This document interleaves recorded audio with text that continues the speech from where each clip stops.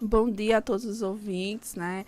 Gratidão, Marcos Dantas e toda a equipe da Rádio Rural, da 95 FM, por mais uma vez nos oportunizar usar esse espaço para estar esclarecendo e fazer um diálogo franco e aberto junto à população. Antes de entrarmos na questão do coronavírus, o hospital está completando 30 anos, é isso? Isso mesmo. Então, a gente já tinha solicitado essa participação exatamente para estar divulgando a programação dos 30 anos, que inclusive, Marcos, foi revista exatamente considerando o cenário da pandemia que a gente vivencia, e diante disso a gente teve que enxugar a programação, porque a gente não poderia estar fazendo aglomerações, né, mesmo no espaço acadêmico na unidade de saúde. Então, o Hospital Regional do Seridó celebra 30 anos agora no mês de março, precisamente o dia 12 de março foi o dia da fundação da unidade de saúde, um serviço hospitalar que tem e faz toda a diferença aqui na região pela prestação de serviços na área de saúde hospitalar à comunidade. É um serviço que inicialmente, quando foi inaugurado, tinha um perfil bem diferente do que tem hoje, né? Um serviço que foi da Fundação CESP e aí gerenciado inclusive pela FUNASA. Depois houve todo um movimento de estadualização daquela unidade, que tem 10 anos da estadualização, e hoje compõe a rede de serviços SUS, que é gerido pelo governo do estado, embora tenha comparação com os municípios da região, através de um termo de cooperação que existe com o município de Caicó. É uma unidade hoje que nós temos ativos, com a reforma do pronto-socorro que foi feita e entregue no mês de dezembro, nós temos 103 leitos ativos, né? E aí, desses 103 leitos ativos, nós temos leitos desde a nossa porta de entrada. Então, hoje o pronto-socorro tem uma capacidade ampliada, onde a gente tem a organização a partir da classificação que o usuário apresenta. Então, nós temos leitos mais especializados, mais complexos para problemas mais graves, que a gente chama o eixo vermelho, onde nós temos 2 leitos. Nós temos o eixo amarelo, com 9 leitos, isso só no pronto-socorro, né? E ainda o espaço de observação. Depois, quando a gente está dentro da unidade, nós temos clínica médica, clínica cirúrgica, unidade de terapia intensiva, certo? E além disso, a gente tem o funcionamento do ambulatório, da nossa unidade hospitalar e o centro cirúrgico, que tem uma média de produção em torno de 130 procedimentos cirúrgicos mês, que variam, né? Mas o nosso carro-chefe é exatamente a cirurgia de trauma, cirurgia ortopédica. Além disso, a gente também tem a oferta de cirurgia geral. Uma unidade que buscou se especializar durante esse período. Hoje nós fazemos cirurgias de complexidade mais elevada da ortopedia, a partir da chegada do arco cirúrgico, que também foi instalado na nossa gestão ano passado. Temos um laboratório que funciona 24 horas, um serviço de nutrição que tem uma produção significativa em relação ao suporte às dietas dos nossos usuários, serviço de lavanderia próprio, CME próprio. Então, é uma unidade que atende 25 municípios da região, que tem um atendimento dia no pronto-socorro que varia de 300 a 400 pacientes dia. Então, Marcos, nesses meses agora de 2020, nós estamos, a nossa média mês um número bem alto de pacientes que têm entrado na unidade, então tem subido significativamente por conta dessa demanda, inclusive das viroses, das arboviroses também. Né? Então, recentemente nós divulgamos um boletim informativo que revela um crescimento de em torno de 25%, né, no geral, em relação a 2019, e quando a gente compara 2019 e 2018. E em algumas áreas, por exemplo, a classificação de risco foi um crescimento de 100%, porque nós não tínhamos essa oferta, então nós organizamos em 2019 a classificação de risco. Os procedimentos cirúrgicos, houve um incremento em 50% também em cirurgias, inclusive cirurgias de trauma, em relação de 2018 a 2019, né? Então, 2019 houve um aumento significativo. Houve também um incremento em relação a pacientes internados, então a gente melhorou significativamente a nossa produção quando a gente compara 2018 e 2019, Marcos. Então, a programação hoje ela vai ficar o quê? Mais localizada, né? Então, Mais nós interna? temos uma programação que é amanhã, né? E essa programação ela é organizada da seguinte forma: nós vamos ter uma atividade pela manhã no ambiente acadêmico que funciona lá no piso inferior, na unidade, certo? É uma entrada específica que tem para o auditório, salas de aula. Então, lá a gente vai ter uma cerimônia ecumênica, né? Com religioso, então a gente vai ter a presença de padre, de pastor, certo? E aí, além disso, a gente vai ter uma homenagem à família de Telecila Freitas, que é a fundadora, a precursora de todo esse projeto social que se transformou nesse equipamento de saúde, então a família vai estar lá.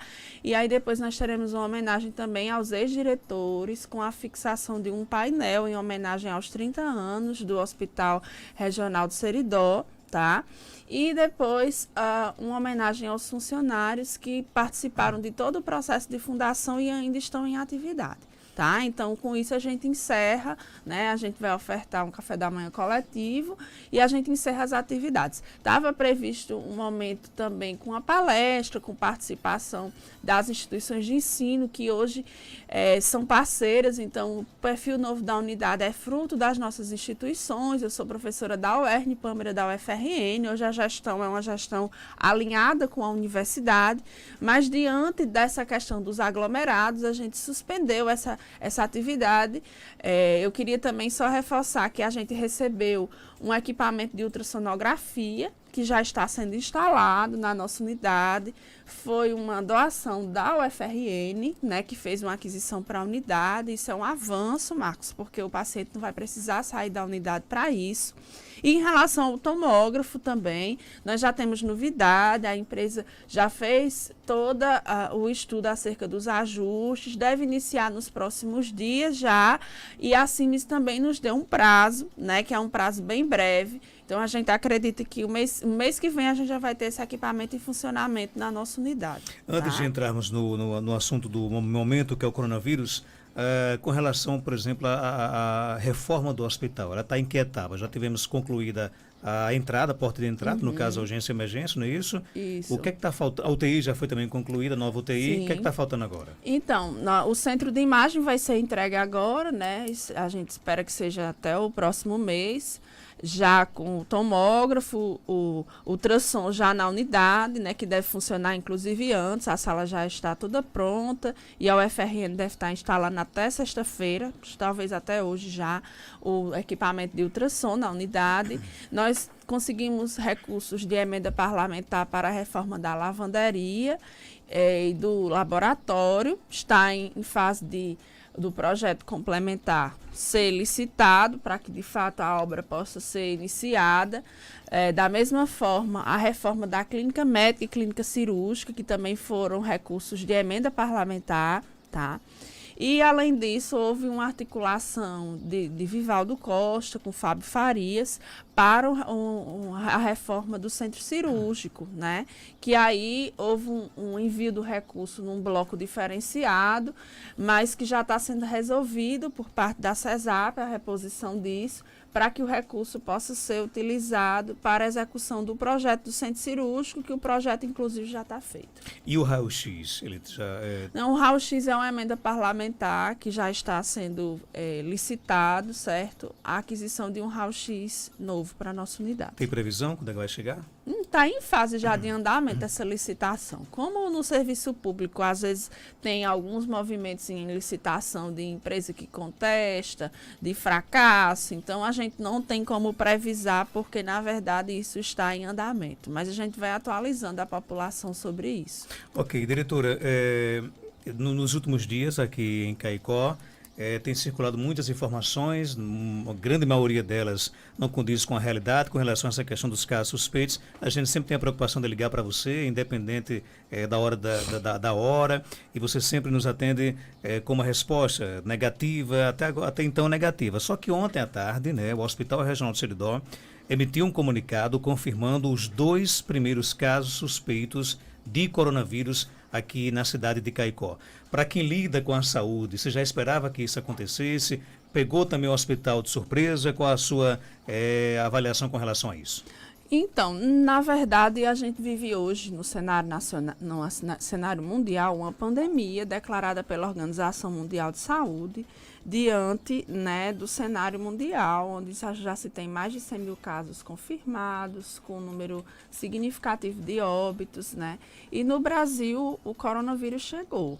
O Brasil é um país tropical, um país que tem vários países dentro, porque nós temos uma diversidade desde cultural a de características geográficas, climáticas. E na medida que os casos começam a chegar no Nordeste, a gente entende que a gente também está vulnerável e os casos chegariam até aqui. Então, na verdade, Marcos, nós nos preparamos. O estado do Rio Grande do Norte fez todo um movimento antecipado de organizar o seu plano de contingenciamento, de chamar as unidades para que a gente pudesse estar se preparando para a chegada do coronavírus. Então, nós temos um plano de contingenciamento elaborado pela equipe técnica por nós, da unidade hospitalar. Então, sou sanitarista, a professora Pâmela também é da área da saúde coletiva, né? E aí nós temos técnicos também nessa área na unidade. Tivemos o suporte da Regional de Saúde, da Secretaria de Estado da Saúde, através da Superintendência, aliás, da Subcoordenadoria de Vigilância em Saúde e da COU. Então, o plano foi feito, que prevê todas as ações que devem ser realizadas na unidade hospitalar, desde a chegada do usuário na porta, a realização da coleta, o suporte de medicamentos, a lavagem e esterilização de material, o papel do laboratório nesse sentido, as capacitações que deveriam ser realizadas para a equipe, as conversas com os colaboradores da unidade, a relação com a imprensa, então a emissão dessas notas, de boletins informativos. Então, tudo isso está no nosso plano de enfrentamento, é um plano de contingência para o enfrentamento do coronavírus, que, por sinal, na última reunião do Conselho de Saúde, eu, enquanto conselheira que sou, apresentei o plano e dei ciência a todos os conselheiros municipais de saúde. Encaminhamos à presidência da Comissão Intergestora Regional, que são os secretários regionais de saúde, tá? E, inclusive, solicitamos na reunião com o Conselho Municipal de Saúde que o município pudesse também apresentar seu plano, quais as ações que as equipes de saúde da família e outro hospital estaria apresentando, já que a gente compõe uma rede de saúde regional, mas que estamos localizados no município de Caicó, e a gente precisa ter esse alinhamento, né? Hoje, inclusive, o município foi informado pela técnica Rediane que o município estará apresentando, dando publicidade ao plano de contingência, tá? E o Hospital do Seridó também. Mas o nosso serviço já tem a gente já está com esse plano rodando tem um tempinho. Temos, inclusive, uma programação de além do plano, o plano, inclusive, prevê dentro dele um protocolo, que é o protocolo, inclusive, cabe destacar que o primeiro protocolo para manejo do coronavírus no Brasil foi divulgado pelo Rio Grande do Norte. Foi o estado do Rio Grande do Norte que saiu na frente na elaboração do protocolo, Marcos. Então, a gente se organizou para tal. Hoje nós estamos abastecidos de material para coleta, então o kit SUAB para coleta, né, de material para ser analisado para coronavírus, nós temos na unidade hospitalar. Nós estamos com equipamento de proteção individual para proteger e garantir suporte aos nossos servidores, e o tratamento medicamentoso, que é um tratamento sintomático, né, e o uso de uma medicação que é específica, nós temos na unidade hospitalar, né, já disponibilizada. Então, nós estamos tranquilos nesse sentido, a equipe já tem ciência, inclusive, do fluxo. Então, ontem nós fomos procurados por 2 usuários que apresentaram quadro compatível, né, tanto do ponto de vista clínico como epidemiológico. E aí a doutora Pâmela pode conversar um pouco, inclusive, sobre essas questões. E a partir desse quadro que estava dentro do que está previsto no protocolo, que define o caso suspeito, eles foram enquadrados como casos suspeitos. Os 2, né, o primeiro caso foi à tarde, um paciente de 31 anos, um paciente do sexo masculino aqui de Caicó, que tinha ido para o Rio de Janeiro e há 4 dias apresentava sintomas. casos, inclusive com a presença da febre, mas sintomas leves. Então, esse quadro ele foi enquadrado no tipo 1, né? Que aí quando a gente olha para a orientação que nós temos do próprio Ministério e da CESAP, então ele foi classificado e a partir disso foi feita a coleta e orientado para o isolamento domiciliar. Além disso, o paciente passa muito bem, ele está em casa, só que a Secretaria Municipal de Saúde de Caicó, a partir da Vigilância em Saúde, já iniciou um movimento, e aí a técnica Rediane tem protagonizado um movimento importante nesse processo, né? Então, nossa gratidão ao município por essa parceria que temos, de organizar todo o monitoramento daquelas pessoas que tiveram contato com esses 2 casos. Então, o primeiro caso foi esse. O segundo caso pessoa de 19 anos também, do sexo masculino, né, que circulou por pipa numa rave, que, por sinal, vários turistas estavam presentes, inclusive pessoas de outros países, e também que circularam pelo Rio e São Paulo, que são áreas que têm transmissão comunitária no Brasil, né? Então, a partir disso, ele apresentou sintomas leves e também foi classificado pelo CIEVS. Nós acionamos, nós temos um acompanhamento que é feito por uma coordenação e por uma comissão que faz todo o acompanhamento na perspectiva da vigilância. Então, todos os estados têm as suas CIEVs e, no caso, o Rio Grande do Norte também tem a sua estadual, que tem um plantão 24 horas, então, que nos deu suporte e, a partir disso, esse caso também foi classificado como suspeito. Da mesma forma, foi feita a coleta, o paciente também foi orientado ir para o domicílio e estamos também, junto com o município, na verdade, o município, fazendo esse monitoramento, né, de possíveis casos que tiveram contato. Inclusive, muitas pessoas tiveram contato tanto com o do que foi para o Rio e também com o que foi para a Pipa. É, né? provável. Essas pessoas, no caso, elas já são automaticamente consideradas vulneráveis para ter o coronavírus? Na verdade, essas pessoas tiveram exposição, né, já que tiveram contato. Embora que, cabe destacar que são casos suspeitos, não são casos confirmados ainda. Nós temos em torno de 7 dias, é a média de resultado do exame, então nós temos que aguardar o resultado do exame para saber se de fato está confirmado. Só que nós trabalhamos o tempo inteiro com medidas de prevenção e a gente precisa se antecipar a isso. Diante disso, a gente pede à população que vocês estão percebendo a importância da gente estar afastado, da gente ter cuidados de higiene redobrado, da gente não estar circulando nas ruas. Então, vamos diminuir a circulação em bares, em praças, né, em ambientes fechados. As escolas aqui no RN, as escolas privadas e públicas, já existe um decreto da governadora que orienta a suspensão das atividades. Então, isso é muito sério, pessoal. E não vamos confundir suspensão com férias, né? Exatamente. Então, a gente precisa estar em casa, de fato, se resguardando, reforçando as medidas de higiene, tá? Porque é séria a situação. O número de óbitos no mundo é crescente. No Brasil, nós já tivemos casos de óbitos. Nós temos 2 casos de óbitos, embora no último boletim do Ministério da Saúde tinha sido registrado um caso, mas já houve um segundo caso após a divulgação dos dados oficiais do Ministério da Saúde. No RN, nós só temos um caso confirmado, mas nós temos, no boletim que foi emitido no dia 16, certo? Nós tínhamos 33 casos suspeitos, certo? E 24 casos descartados. Embora esse boletim vai ser atualizado, porque, por exemplo, Marcos, os casos de ontem, que o último foi atendido à noite, não estão ainda nesse boletim que o governo do estado divulgou, porque o boletim foi divulgado dia 16. Então, são dados a serem contabilizados. Então, assim como em Caicó, outras regiões também tiveram casos suspeitos, que vai ser contabilizado no próximo boletim. Então, é importante destacar que isso é um número que cresce. E na medida que a gente tem casos suspeitos, agora nós vamos vamos monitorar os pacientes que tiveram contato, as pessoas que tiveram contato, é provável que tenha mais alguém que apresente sinal e sintoma. Agora, diretora, então, é um número que tende a crescer. Agora, diretora Maura, você deixou bem claro aí, inclusive é até elogiável a postura do município de já ter feito o levantamento, por exemplo, das pessoas que tiveram contato com esses dois suspeitos, né? Sim. Mas, por exemplo, há um protocolo de não identificar na divulgação o nome das pessoas, né?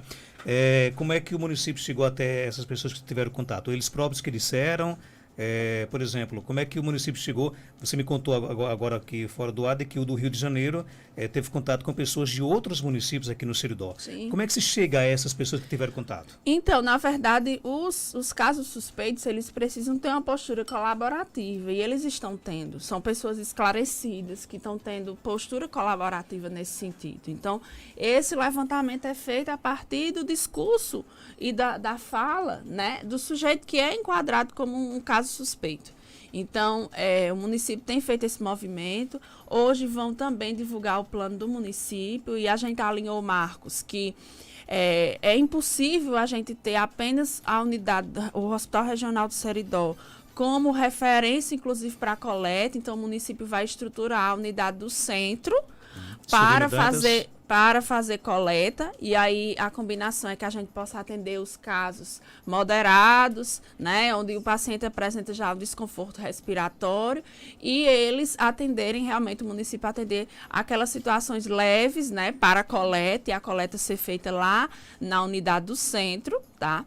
Além disso, o Hospital do Seridó vai se estruturar para fazer a coleta em possíveis crianças ou gestantes que tenham sintomas, certo? Esperamos que isso não aconteça, né? Então, as gestantes, a gente pede que redobrem a atenção, os idosos da mesma forma, certo? Que tenham atenção redobrada, porque são grupos mais vulneráveis pela própria condição, tá?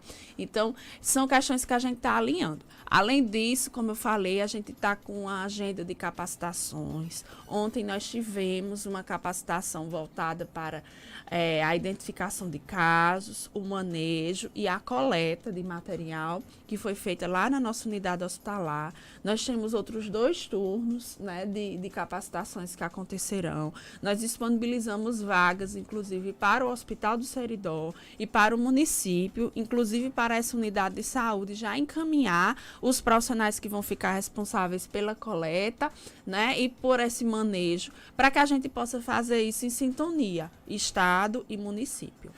Eu vou insistir na pergunta, por exemplo, você sabe que em cidade do interior as pessoas descobrem facilmente a identificação dos suspeitos, né? Se alguém que teve contato com um desses dois, o que viajou para o Rio e o que viajou para a Pipa, você acha que é interessante procurar a unidade para fazer o teste ou não? Ou só se apresentar algum sintoma? Não, a recomendação é só apresentando sintomas, certo? E a gente vai conversar um pouco sobre essa sintomatologia com a doutora Pâmera, tá? Apresentando essa sintomatologia é que, de fato, deve buscar a unidade de saúde. E aí, quando o município estiver devidamente preparado, a própria unidade de saúde centro, hoje, né, como ainda está em organização desse plano de contingência, é a nossa unidade hospitalar mesmo, e a gente está disponível para esclarecimentos, certo? Mas só busca a unidade quando realmente estiver apresentando sinais e sintomas. Uma outra questão importante que eu gostaria de reforçar é o seguinte: o nosso pronto-socorro é um pronto-socorro muito frequentado, sabe, Marcos? Muito mesmo. Então, nós temos uma média, esses 3 meses agora de 2020, teve dias da gente ter 420 pacientes num dia, atendimento no pronto-socorro. Tinha lugar nem para o povo sentar, e olha que a gente reformou, ampliou, melhorou a capacidade. A área lá é ampla. Imagine se a gente tivesse no puxadinho antigo, né, onde funcionava o pronto-socorro. E aí eu queria pedir aos ouvintes que procurem o pronto-socorro quando realmente for necessário. Situações que podem esperar e ser atendidas na unidade de saúde da família, procurem suas unidades de saúde, seu postinho, o PSF que fica próximo da sua casa. Porque no pronto-socorro você está mais vulnerável a ter contato com o paciente que tem a doença do que em outro lugar. Porque o paciente que tiver sinal e sintoma, ele vai procurar o pronto-socorro lá da unidade hospitalar, porque é onde ele sabe que está fazendo a coleta. Então, pessoal, vamos colaborar nesse sentido, tá? Então, só vamos procurar o pronto-socorro de uma unidade hospitalar quando for caso para hospital. Quando der para esperar, vá lá no postinho de saúde próximo à sua casa. Porque a gente precisa reduzir essa demanda inadequada que tem chegado na nossa unidade. E isso, Marcos, é uma conversa que a gente vem fazendo, Franca, inclusive aqui, vocês são muito parceiros nesse sentido, que a gente, desde abril do ano passado, implantou o acolhimento em classificação de risco, que a gente vem demonstrando que mais de 80% das pessoas que estão chegando na unidade são classificadas como verde e azul, que são casos que poderiam ser assistidos na atenção básica. Então, é tempo desses casos ficarem mais realmente no território, lá na atenção básica, porque, de fato, a gente não pode ter aglomerado na nossa unidade de saúde, certo? Uma outra questão importante que eu gostaria de reforçar é que, como medida de contingenciamento, e a gente quer colaboração das pessoas, quando a gente assumiu ano passado, Marcos, a gente encontrou uma cultura de as pessoas entrarem naquele hospital sem ter nenhum tipo de controle, inclusive as visitas. As pessoas entravam do jeito que queriam na unidade, né? Desde a vestimenta, levando comida, né? Então, sem controle. Então, nós implantamos um movimento de horário de visita, com rotina e com alguns cuidados com como entra na unidade hospitalar. Então, nós instituímos uma portaria essa semana. E aí, nossa equipe de serviço social, todas as coordenações setoriais. Ontem nós fizemos um movimento de ligar para todos os familiares dos pacientes internados da unidade, inclusive UTI. E a nova determinação, por questão da contingência de pessoas que circulam na unidade, nós temos a garantia, primeiro, do acompanhante para aqueles pacientes previstos em lei, então está mantida. E no horário da visita, só está sendo autorizado uma visita por dia por paciente. Por quê? Imagine que nós temos uma média, certo? De 80 pacientes por dia internados naquela unidade hospitalar. Se a gente... E aí a rotina, Marcos, com exceção da UTI eram duas pessoas, né? Que faziam visita na UTI, e 6 pessoas por paciente na clínica médica e cirúrgica. Multiplique isso 6 por 70, porque dos 80 médicos internados, 10 são de UTI, 10 só entravam 2 para fazer a visita no horário da visita. Então, é gente demais circulando na unidade. Isso foi limitado. Isso foi limitado. Então, hoje, por exemplo, se você tem um paciente internado na unidade hospitalar, um amigo, um familiar, entre em contato, inclusive, com o familiar responsável, porque só está sendo autorizado por dia a visita de uma pessoa.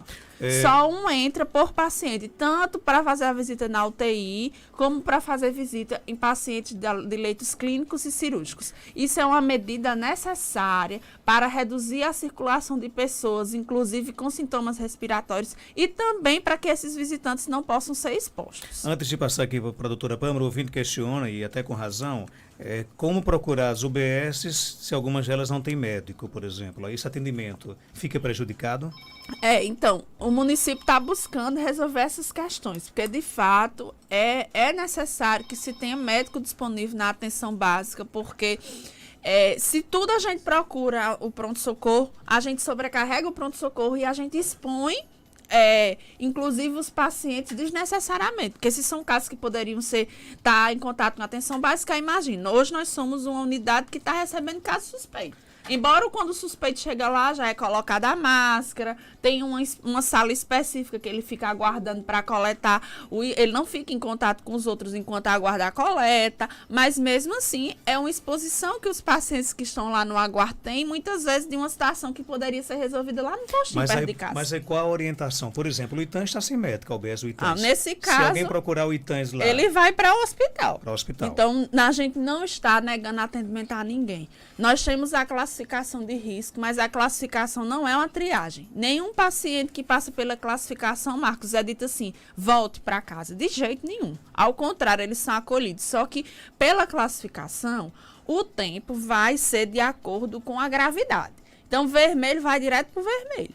O amarelo é atendido depois do vermelho. E aí nós temos a classificação do verde e, por fim, o azul. Então, o azul ele vai ficar mais tempo esperando. Se ele vai ficar mais tempo esperando, é aquele que fica lá na poltrona, vulnerável a se um possível paciente chegar com sintoma respiratório, que inclusive vai passar na frente dele, e ele vai estar exposto. Embora tenha o uso da máscara e tem todos os cuidados. Mas é essa atenção que a gente precisa colocar. Então, só saio de casa para ir para o pronto-socorro se realmente for uma necessidade. Deixa eu conversar com a médica Pâmela Medeiros, ela que é diretora técnica do Hospital Regional, falar de sintomas. Com certeza, depois do surgimento desses dois casos suspeitos, é bom deixar bem claro, suspeitos, não há ainda uma confirmação, vai depender do exame quando chegar do LACEN. Quem deve procurar, por exemplo, o Hospital Regional, a UBS, quais os sintomas que eu posso, inclusive, já acender a luz de alerta na minha residência, na minha família, doutora? Bom dia. Bom dia, Marcos, bom dia aos ouvintes. Então, Marcos, a gente tem feito questão de esclarecer essas questões porque é um tema que tem gerado muitas dúvidas e muita ansiedade, né? Na verdade, o coronavírus, ela se apresenta com sintomatologia semelhante a um resfriado comum e semelhante às demais síndromes gripais, né? E quais são esses sintomas? Então, possivelmente febre, né? Pode ser febre baixa ou febre um pouco mais elevada, acima de 37,8, coriza, congestão nasal, tosse. São sintomas que podem surgir nesses pacientes que tiveram algum contato com suspeito ou confirmado de coronavírus. Então, vejam, observem que não tem nada diferente de sintomatologia de outro resfriado ou de outra síndrome gripal causada por outros vírus.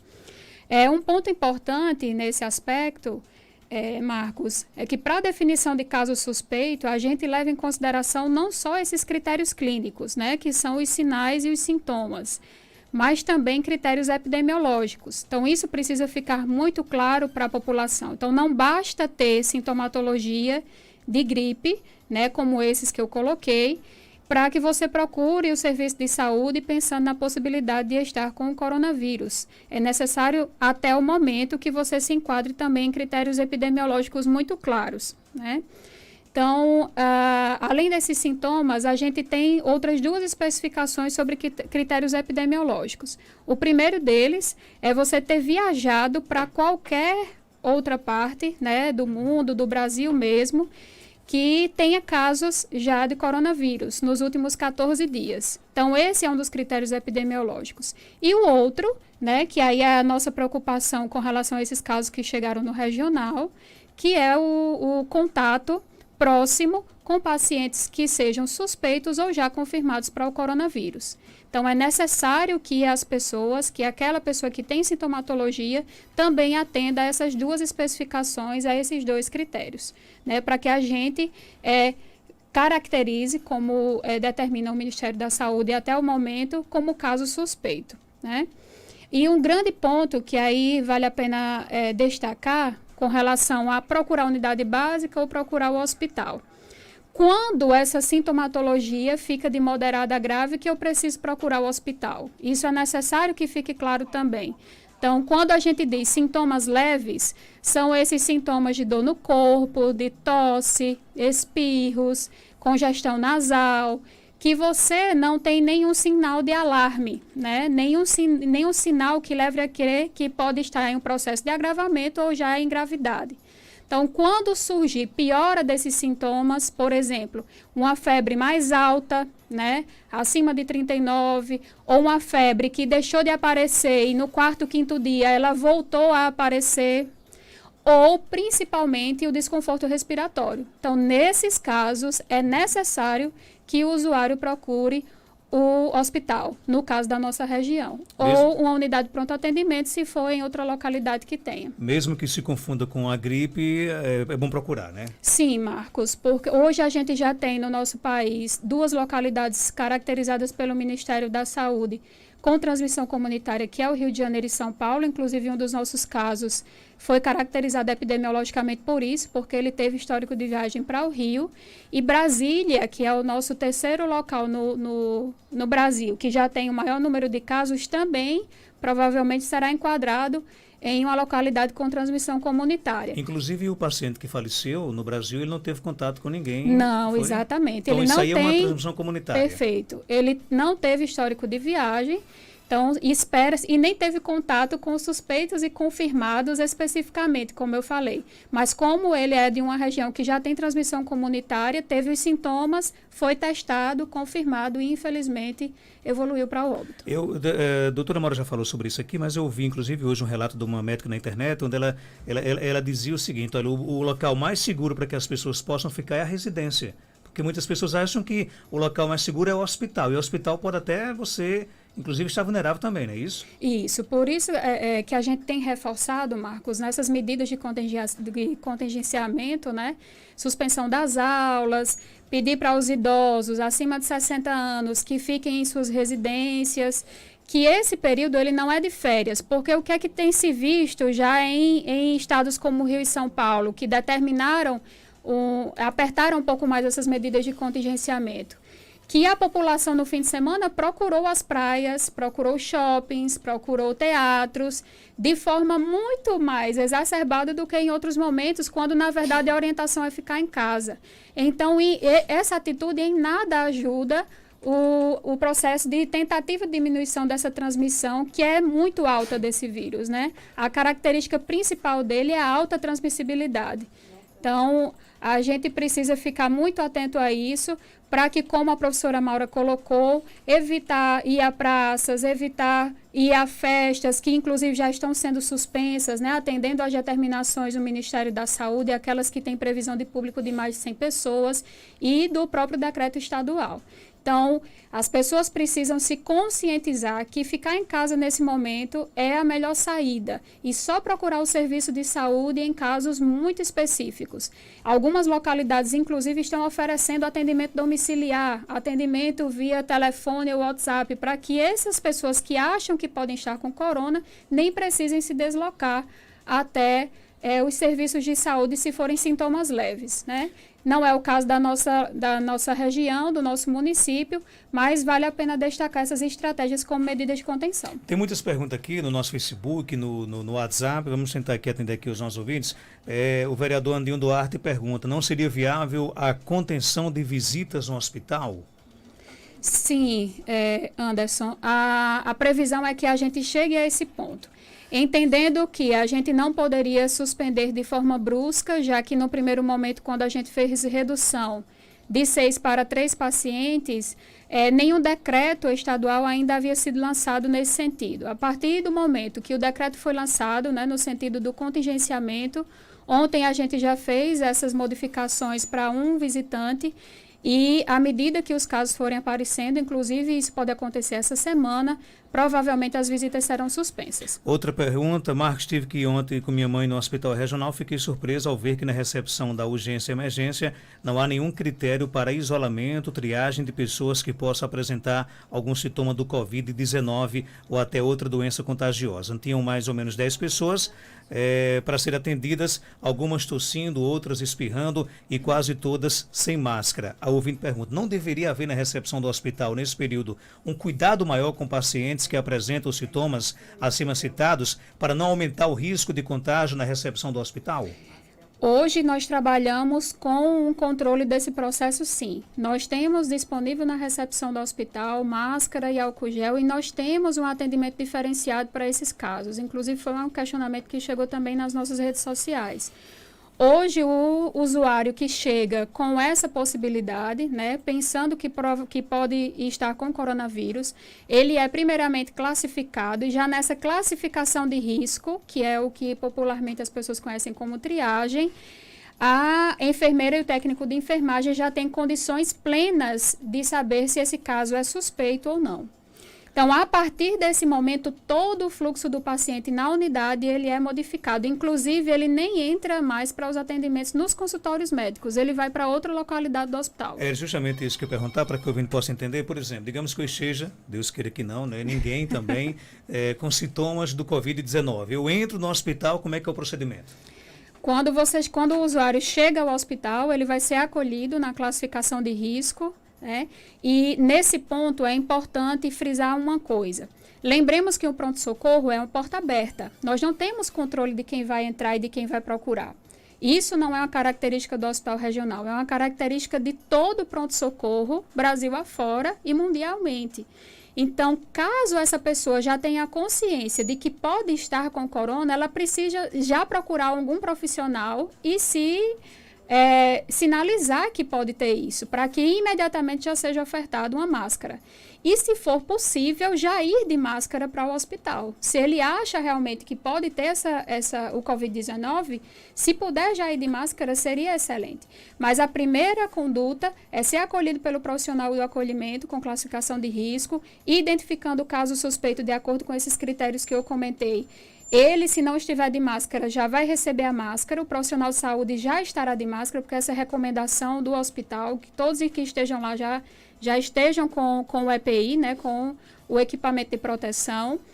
E nessa sinalização da suspeita, nessa confirmação pelo profissional da classificação, esse paciente vai ser colocado em uma sala que fica ao lado do pronto-socorro, então ele não vai adentrar nas dependências do hospital, e a equipe, de acordo com a classificação de risco dele, irá se deslocar para esse atendimento, ou seja, o médico e o enfermeiro dessa classificação.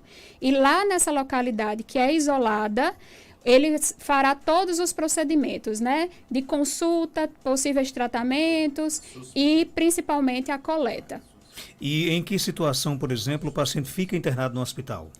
Marcos, hoje os critérios de internamento eles são muito claros, né? Já se vê mundialmente que, dado o número de casos, os sistemas de saúde eles não comportam, e isso é mundialmente, não comportariam internar todos esses suspeitos. Então, para internamento, os pacientes precisam estar com quadros de complicação desse processo. Então, são os critérios de internamento. Então, provavelmente uma pneumonia, né, que já seja uma pneumonia que não tenha complicações, uma pneumonia complicada, um paciente que já esteja com síndrome da angústia respiratória aguda grave, que é uma grande característica dos coronavírus e do Covid-19 não é diferente, com o Covid-19 não é diferente, e evoluções mais graves que são a sepse e o choque séptico. Então, nesses casos, o paciente precisa ficar internado e precisa ficar internado em isolamento e provavelmente não. E certamente em um leito de terapia intensiva. Outra pergunta, o ouvinte João pergunta aqui, ele disse que viu no Jornal Nacional de que a quarentena deve diminuir de 14 para 10 dias. 10 dias em isolamento é suficiente para você ficar bom? Então, ontem o Estado de São Paulo, quando confirmou a primeira morte, né, por Covid-19, o médico que está à frente desse comitê em São Paulo, que é o Davi Wippe, ele observou já em estudos preliminares lá em São Paulo que esse tempo de incubação do vírus tem se comportado de forma diferente aqui no Brasil. O que é tempo de incubação? É o tempo que existe entre você ter contato com alguém que está infectado até o momento de você desenvolver os sintomas, né? Então, até então, a gente tem trabalhado com o conceito da OMS, por estudos internacionais, que esse tempo varia de 5 a 14 dias. Então, é por isso que o período de isolamento se faz em um período máximo de 14 dias. No entanto, como há uma dinamicidade muito grande nessas pesquisas, já que a gente não conhece quase nada sobre o Covid-19, já tem se visto que esse tempo ele está sendo menor. Então, ontem ele disse que sugeriria ao Ministério da Saúde modificar esse tempo de quarentena de 14 para 10 dias, exatamente porque tem percebido que esse tempo de incubação tem variado para menos. Como é que deve ser o isolamento residente domiciliar? Por exemplo, digamos que eu moro numa casa com 4 pessoas, eu tenho que ficar trancado dentro de um quarto, sem contato com ninguém. Os meus parentes, eles podem permanecer dentro de casa, eu tenho que ir para uma casa de um familiar, eu tenho que ficar sozinho dentro de casa? Então, esse isolamento domiciliar, Marcos, ele tem algumas características importantes que levam em consideração a forma de transmissão, né, do Covid-19. Então, antes de tudo, é importante que esse paciente suspeito, ele esteja com máscara, né? A máscara cirúrgica é suficiente, não precisa de outro tipo de máscara nesse processo de isolamento domiciliar. E lembrar, Marcos, que essa máscara cirúrgica, ela não tem validade para sempre, né? Então, a partir do momento que essa máscara começa a ficar úmida, suada, e nós vivemos numa cidade muito quente, ela precisa ser trocada, né? Então, esse tempo varia em torno de 4 a 6 horas, podendo ser menos a depender de como essa máscara esteja. Então, isso é um ponto que a gente precisa frisar. Se possível, seria recomendado que o mínimo de pessoas possíveis ficasse dentro dessa residência, né? No entanto, a gente sabe que existe, dentro das conformidades familiares, dificuldades para isso. Então, se possível, caso essas pessoas não consigam sair de casa, manter essa pessoa num quarto, saindo o minimamente possível apenas para banho, alimentação, ou então fazer alimentação no próprio ambiente. E o restante das pessoas que têm em casa não devem ter contato com os objetos que essas pessoas pegam. Então, uma das formas de transmissão é contato com objetos. Então, possivelmente pelo espirro, pela tosse, pela própria fala, pode contaminar talheres, copos, né? Até porque se alimenta, bebe água. E outra pessoa que tenha contato com esses objetos podem se infectar. Então, o cuidado é separar esses objetos para as pessoas, para que os demais da casa não tenham nenhuma possibilidade de pegar através disso. Doutora, só para fechar, o ouvinte até faz um questionamento aqui bem interessante. Ele disse que está ouvindo, inclusive, aqui a entrevista, e você falou na questão da importância da máscara, só que hoje pouquíssimas farmácias aqui em Caicó têm máscara. Existem outras alternativas, por exemplo, ou só a máscara resolve? Olha, Marcos, isso é um problema nacional. Não se encontra mais as máscaras cirúrgicas, né? Ou então, quando se encontra, elas são de um preço exacerbado.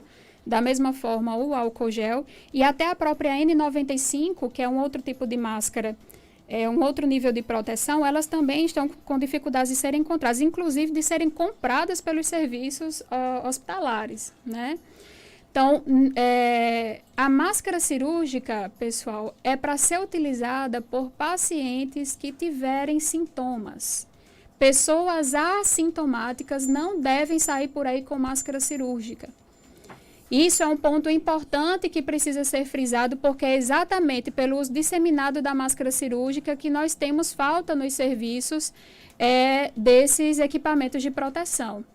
Então, na falta da máscara cirúrgica para um paciente que esteja com sintoma, é possível que ele use outras alternativas, inclusive outros tipos de máscara que são que são indicadas para outras situações, como a própria N95, a PFF1, PFF2, que são máscaras que a gente reserva para procedimentos diferenciados, principalmente em níveis hospitalares e até nas UBSs mesmo. Quais são os grupos de risco? Grupo de risco principal verificado hoje, através dos estudos, são os idosos acima de 60 anos. No entanto, como é algo novo e dinâmico, que estudos são feitos diariamente, a gente não pode esquecer dos pacientes com alguma condição crônica que possa causar imunossupressão, como hipertensos, diabéticos, pacientes em tratamento de câncer e outras doenças que causem a imunossupressão, que é a baixa da imunidade, né, que isso fique claro, gestantes e crianças, né? Então, esses grupos são grupos de risco, e especialmente os idosos, que já tem se verificado que a mortalidade é maior, que é o caso desse primeiro óbito que aconteceu ontem. Doutora Pano, obrigado pela sua participação. Momento de preocupação, de prevenção, talvez não de pânico, mas de prevenção, não é isso? Isso. Ontem a gente teve o primeiro momento de capacitação e até os profissionais do hospital também têm essa preocupação. E aí eu comentei com eles o seguinte, Marcos, a preocupação ela é super bem-vinda, porque é a partir da preocupação, né, com esse cenário mundial que nós estamos vivendo, que a gente vai adotar as medidas de prevenção, que vai fazer com que as pessoas tenham cuidado com a higienização das mãos, com água e sabão, com o próprio álcool gel, que os sintomáticos usem máscara, que a gente fique em casa. Então, a preocupação ela é válida. Agora, essa preocupação ela não pode se transformar em pânico. O pânico ele não é interessante para nenhuma das partes, nem para quem está em pânico e nem para o coletivo. Porque quando alguém está em pânico, ela provavelmente vai começar a ter outros sintomas de ansiedade mesmo, vai começar a causar isso em outras pessoas, procurar o serviço de saúde sem necessidade, que é onde estão a maior possibilidade de transmissão, vai comprar máscara de forma exacerbada, álcool gel, E isso já vai impactar na coletividade, que é a falta desses insumos. Na falta da máscara, eu posso usar um tecido como se fosse uma máscara? Não. Não, Marcos. A máscara cirúrgica, ela é feita de um material diferenciado. Então, com tecidos, com fraldas, com papel, eu não garanto a mesma proteção para os sintomáticos. Ok, Maura, obrigado pela sua participação. Que Deus abençoe todos vocês para que o hospital realmente tenha as condições aí de atender. Vamos ter esperança, vamos ter fé de que isso não vai realmente acontecer, mas se acontecer, que o hospital tenha realmente as condições aí necessárias para atender realmente as pessoas que procuraram. Obrigado pela sua participação. Gratidão pelo espaço, né? Gratidão a todos que estão na nossa escuta. Dizer que a gente está, enquanto profissional de saúde, Marcos, enquanto todo mundo busca ficar em casa, é onde nós, né, na nossa missão enquanto profissionais de saúde, destacamos mais ainda a importância, né, de estarmos no labor, cuidando e atendendo as pessoas de forma protegida, que aí é onde entra toda a necessidade de protocolos, de uso de equipamentos de proteção individual. Então, eu gostaria de agradecer publicamente a equipe do Hospital Regional do Seridó, toda a equipe de médicos, de enfermagem, pessoal de apoio da higienização, laboratório, farmácia, que estão participando, inclusive, dos alinhamentos, das capacitações e estão diuturnamente prontos para atender a população do Seridó. E reforçar a população a importância de se cuidar e de, nesse momento, sair menos. Vamos ficar mais em casa, gente. Né? Como o Pâmela colocou, sem alarde, sem pânico, mas nos protegendo. Então, se não tem aula, é para estar em casa, não é para estar circulando, né? Nem para estar passeando, não. Esse é o nosso momento, porque a gente pode estar achatando... Não espalhar fake news, né? Isso, a gente vai estar achatando a curva quando a gente se isola, se protege. E aí, fake news, acompanha a gente nas redes sociais, nós temos publicações constantes, então a gente vai estar sempre atualizando a população sobre informações. Então, nós não temos casos confirmados no Seridó, temos 2 casos suspeitos e a gente vai estar atualizando sempre a partir das redes sociais, do canal direto que a gente tem com a imprensa na região. Então, não espalhe fake news. E muito obrigada.